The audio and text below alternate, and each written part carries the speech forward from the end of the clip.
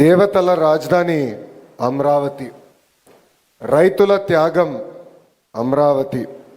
దేవతల రాజధానిని దయాలుగా విధ్వంసం చేయాలని ఆనాడు చూశారు.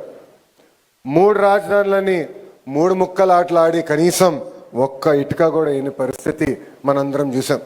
కానీ ఒక్క వ్యక్తి నివసించడానికి 700 కోట్ల రూపాయలు ఖర్చు పెట్టి విశాఖపట్నంలో ప్యాలెస్ కడతాం కూడా ఆంధ్ర రాష్ట్ర ప్రజలు చూశారు.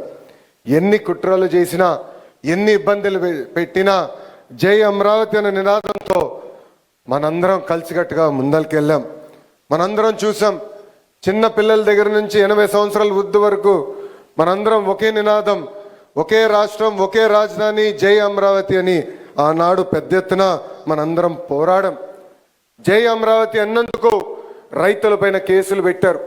మహిళల్ని ఏకంగా పోలీసు బూటులతో ఆనాడు తంతం కూడా మనందరం చూసాం.